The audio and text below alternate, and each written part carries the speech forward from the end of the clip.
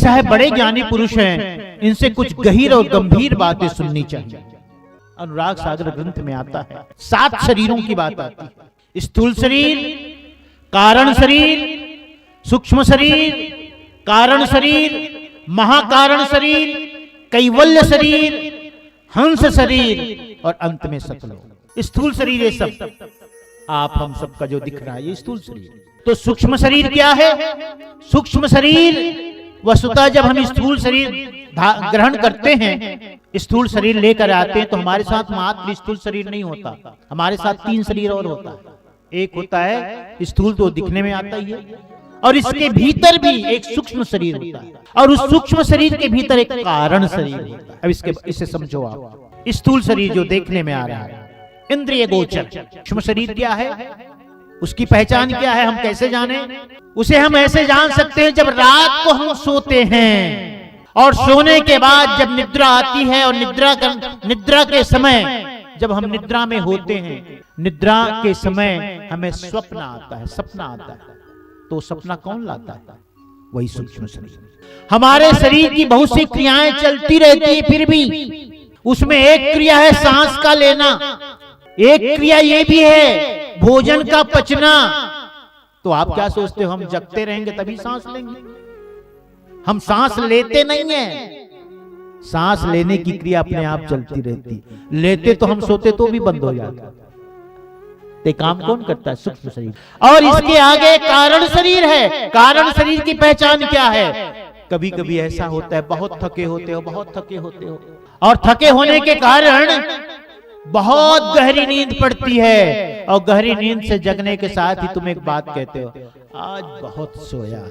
एक बार नींद पड़ी तो बस अभी खुली, कुछ पता ही नहीं रहा, ना कोई सपना ना कुछ भी नहीं।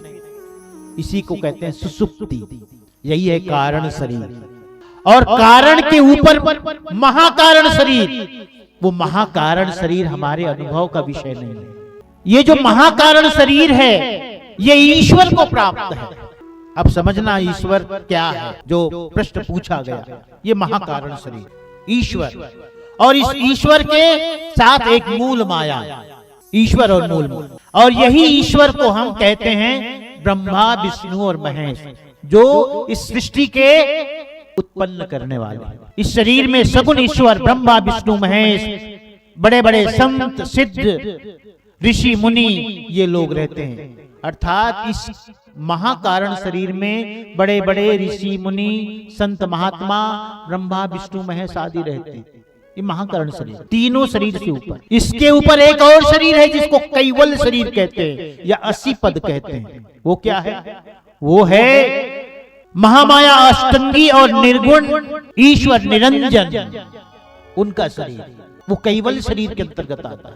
और इस कैवल्य शरीर से ऊपर हंस शरीर आता है। वो जो हंस शरीरधारी होता है वो 5 शरीर से भिन्न होता है, और जो हंस शरीर को प्राप्त किया होता है वही सतलोक का अधिकारी बनता है। प्यारे हंस, वही सतलोक का अधिकारी होता है। इसीलिए हमारे कबीर पंथ में हंस शब्द का प्रयोग करते हैं कि हंस हो इन सबसे ऊपर हो। हाँ? और इसलिए हंस गवन की आरती भी होती है। तो हंस पद से ऊपर सतलोक, सतलोक से नीचे हंस शरीर, हंस शरीर से नीचे महाकारण शरीर जहां निरंजन और अष्टांगी है, उससे नीचे कारण महाकारण शरीर, हंस शरीर के नीचे कैवल्य शरीर जहां निरंजन और अष्टांगी है, और कैवल्य शरीर के नीचे महाकारण शरीर जहां बड़े बड़े संत सिद्ध साधक होते हैं, ब्रह्मा विष्णु महेश होते हैं, उससे नीचे कारण शरीर, सूक्ष्म शरीर और स्थूल शरीर। ये कारण, स्थूल और सूक्ष्म ये तीनों शरीर हमारे अंदर होते हैं, यानी मनुष्य योनि को प्राप्त। बात समझ में आ गई? फिर जीव कौन है? जीव सोई जो जुग जुग जीवे उत्पत्ति परलय मान। जीव का मतलब है जो इस जगत में आता जाता है। किस लिए? कर्मों के संस्कार के कारण, प्रारब्ध के कारण। क्योंकि कहीं न कहीं जीव के साथ शुभ और अशुभ कर्म जुड़ा है, पाप और पुण्य कर्म जुड़ा है, और पाप और पुण्य कर्म होने के कारण ही उसे जन्म लेना पड़ता है। ये मत समझना कि वही जन्म लेता है जो पापात्मा है। जो पाप कर्म करने वाला है वही जन्म लेता है, नहीं, पुण्य कर्म करने वाले भी जन्म लेते हैं। अब पुण्य कर्म करने वाला कोई बड़े आदमी के घर पैदा होता है, बड़े आदमी, अमीर आदमी, सेठ साहूकार के यहां पैदा होता है। लेकिन ये मुक्ति तभी होती है जीव की जब सभी कर्म संस्कारों को भून डालता है अपने वर्तमान कर्म से, क्रियमान कर्म से। इसलिए मनुष्य का जीवन एक अवसर बताया गया, इसमें आप अपने बाकी सारे हिसाब किताब पूरा कर डालो, सब हिसाब किताब चुका दो, कोई बाकी न रहो।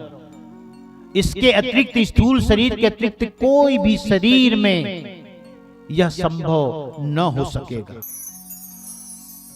पाप और पुण्य का भोग सिर्फ स्थूल शरीर से होता है, बाकी शरीरों से नहीं। इसलिए मनुष्य का जीवन, इसे देव दुर्लभ कहा गया। अब आप बताइए, जो ईश्वर हैं वो महाकारण शरीर, उनसे जो बड़े ईश्वर है निर्गुण ब्रह्म निरंजन, वो कैवल्य शरीर।